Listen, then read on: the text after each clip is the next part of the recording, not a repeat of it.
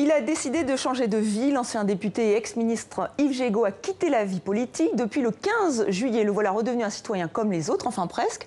Bonsoir Yves Jégo. Bonsoir. Merci d'être avec nous. Alors pourquoi ce choix? Pourquoi tourner la page? D'abord parce que ça faisait 28 ans que je faisais de la politique. J'ai été élu 4 fois député, 4 fois maire. J'ai été vice-président de l'Assemblée nationale, j'ai été ministre. J'ai connu au fond tous les bonheurs, toutes les fonctions. Et qu'à un moment, on se dit, mais est-ce qu'on est encore utile? Est-ce qu'on ne peut pas faire d'autres choses? Est-ce qu'il ne faut pas préparer la place pour une nouvelle génération? J'ai des successeurs qui sont plus jeunes. Je crois que j'avais fait le tour de la question et que j'avais envie de faire des choses différentes. Vous n'avez pas de regrets? Aucun.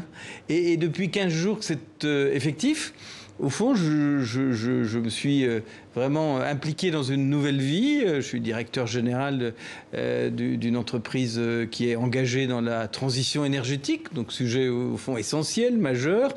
Je suis plus qu'heureux. Même peut-être plus que je n'imaginais d'avoir eu peut-être ce courage de faire cette transition et puis aujourd'hui de faire d'autres choses, de me défendre pour l'intérêt général parce que la transition énergétique elle est importante. Quand on voit la canicule à Paris, on se dit que le réchauffement climatique c'est pas une mince affaire et je suis donc très épanoui. Donc on va y revenir, mais là il se passe quand même beaucoup de choses, notamment à l'Assemblée nationale en France. Il y a eu l'affaire Benalla, il y a eu beaucoup de commissions, de discussions, ils ont été extrêmement occupés, hein, vos anciens collègues. Comment vous voyez ça? Écoutez, moi, je serais encore parlementaire, je serais peut-être sur votre plateau pour commenter les affaires, mais au fond, les électeurs qui nous font confiance, qui désignent un parlement, c'est pour commenter l'essentiel. Et je trouve qu'on confond trop l'accessoire et l'essentiel. Alors évidemment, on en fait trop, selon vous?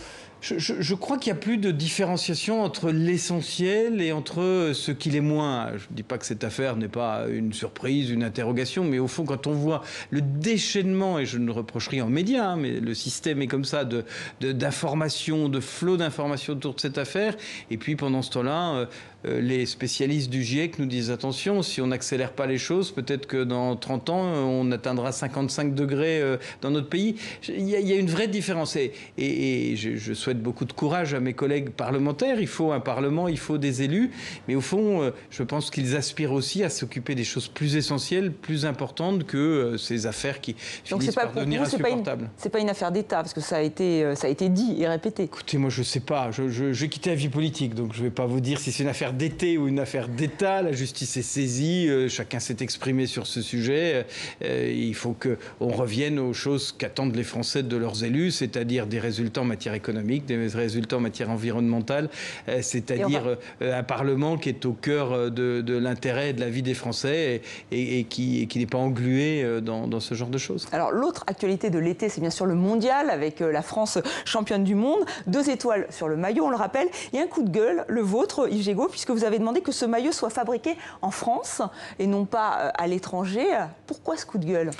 Depuis 7-8 ans, je suis président de la certification Origine France Garantie, qui est une association loi de 1901, sans but lucratif, qui porte le certificat Origine France Garantie, qui est accordé aux produits français. On détermine ce qu'est un produit français de ce qu'il n'est pas, parce que quelquefois, il y a des produits de marque française qui ne sont pas français et des produits de marque étrangère qui peuvent être fabriqués en France. C'est l'objet d'Origine France Garantie. Et il m'a semblé fou, au fond, qu'après cette victoire formidable des Français dans la Coupe du Monde, dont le monde entier a parlé. J'étais pendant les premiers matchs en Chine, les Chinois étaient fans des footballeurs français, et bien que le maillot officiel qui va se vendre à plusieurs millions d'exemplaires soit fabriqué dans un pays low cost, la Thaïlande, et qu'au fond, on n'ait pas fait confiance aux entreprises françaises. On a dans le label Origine France Garantie beaucoup d'entreprises qui pourraient fabriquer dans des conditions économiques tout à fait raisonnable ce maillot, et on a préféré, Nike a préféré en l'occurrence aller le fabriquer très loin. Ça me semblait tout ce qu'il ne faut plus faire dans le 21e siècle dans lequel on rentre. Alors Yves Jégo, pardon, excusez-moi, est-ce que vous pensez qu'il faut vraiment boycotter, ne pas acheter ce maillot parce qu'il n'a pas été fait en France? Je ne fais plus de politique, je ne vais pas être dans l'excès, chacun fait bien ce qu'il veut. Moi, je n'achèterai pas ce maillot, effectivement, qui est fabriqué pour pour 3 € en Thaïlande et qui est vendu 140 €, je crois, pour les exemplaires les plus luxueux en France. D'abord parce qu'il y a un coût carbone pour le transporter et pour le faire venir, il y a un coût carbone qui est élevé, et qu'ensuite on aurait pu le fabriquer dans des entreprises françaises, faire travailler des ouvriers français et faire que le succès des joueurs de l'équipe de France, et ce soit aussi un succès pour l'économie française. Parce que le message qu'on peut délivrer à travers votre antenne aux acheteurs du monde entier, c'est qu'on sait faire en France des maillots de foot de grande qualité et qu'on n'est pas obligé de faire appel à la main-d'œuvre low cost qui est en plus très mal payée au bout du compte. Alors pour vous, c'est vraiment ce nouveau combat, c'est le pro-France, mais on peut se dire que c'est paradoxal. On critique beaucoup Donald Trump parce qu'il est protectionniste, parce qu'il dit America First. Est-ce que ce n'est pas un combat d'arrière-garde de défendre le fait français? Moi, je suis pour un monde ouvert. Au fond, je suis pour un monde où tous les produits circulent. Je n'ai pas de blocage. Je suis simplement pour qu'on donne l'information aux consommateurs. Alors vous, sur le maillot fabriqué en Thaïlande, je crois que l'information a bien été donnée. Mais le label Origine France Garantie, il est pour donner une information au consommateur et pour que le consommateur arbitre. Moi, je n'ai pas envie d'acheter 140 € un maillot fabriqué à 3 € en Thaïlande. Je ne l'achèterai pas. J'exerce mon pouvoir de consommateur.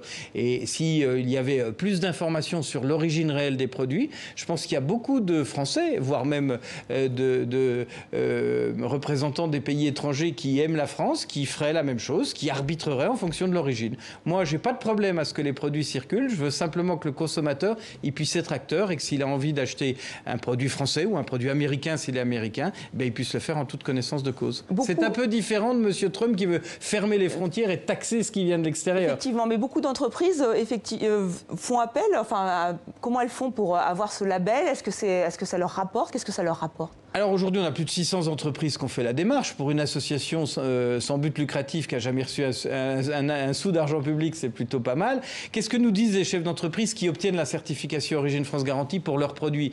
Ils nous disent c'est un plus de traçabilité. On dit à ceux qui veulent acheter, on est français et on le prouve. Parce qu'il y a ceux qui vous disent ou qui vous laissent croire que ce sont des produits français qui ne vous prouvent rien. C'est la traçabilité. Je crois que la traçabilité, elle sera au cœur de la consommation du XXIe siècle. On veut savoir ce qu'on mange, on veut savoir ce qu'on achète, on veut savoir ce qu'on porte, où ça a été fabriqué. Et en affichant l'Origine France Garantie, eh bien, on est pleinement dans la traçabilité, pleinement dans le développement durable. Parce qu'au fond, quand un produit fait 10 000 km pour arriver sur son lieu de vente, c'est pas très développement durable, c'est pas très écologique. Et puis, pleinement patriotique. Pour celui qui dit j'ai envie qu'il y ait des emplois à côté de chez moi, et pour qu'il y ait des emplois à côté de chez moi, je m'efforce d'acheter français. Voilà, donc ça a 3 vertus, c'est assez simple et c'est fait appel au sens de la responsabilité du consommateur. Merci Yves Gégaud d'être venu sur le plateau de 64 minutes.